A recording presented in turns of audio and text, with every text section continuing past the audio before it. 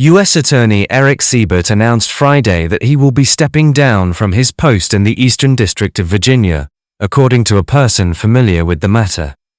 His resignation comes after intense pressure from former President Donald Trump to charge New York Attorney General Letitia James with mortgage fraud. It is not yet clear when Siebert's resignation will take effect. Earlier Friday, Trump said Siebert should lose his job. "Yeah, I want him out.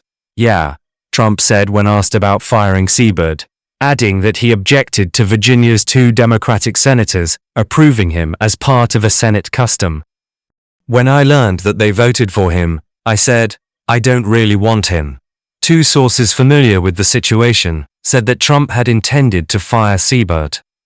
On Friday evening, Trump posted on social media that he had withdrawn Siebert's nomination. "He didn't quit, I fired him. Next time, let him go in as a Democrat, not a Republican," Trump wrote. Virginia Senators Mark Warner and Tim Kaine pushed back, noting that Republicans had also been involved in Siebert's vetting. In April, after an extensive interview process that included the input of a bipartisan panel of former Virginia U.S. attorneys and other well-respected members of the Virginia legal community, we sent a letter to the White House recommending Siebert for the U.S. attorney position.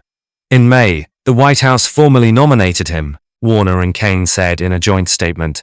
The senators added, "Erik Siebert is an ethical prosecutor who refused to bring criminal charges against Trump's perceived enemies when the facts wouldn't support it.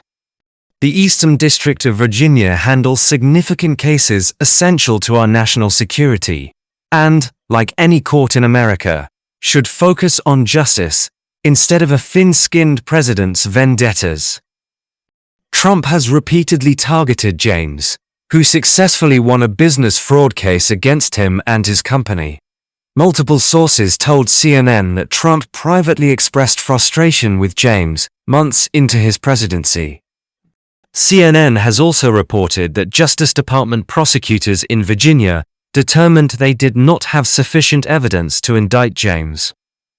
A source familiar with internal discussions said Siebert and his office had been preparing for this possibility as political pressure increased. He wanted to be a team player, but also follow the law, the source said.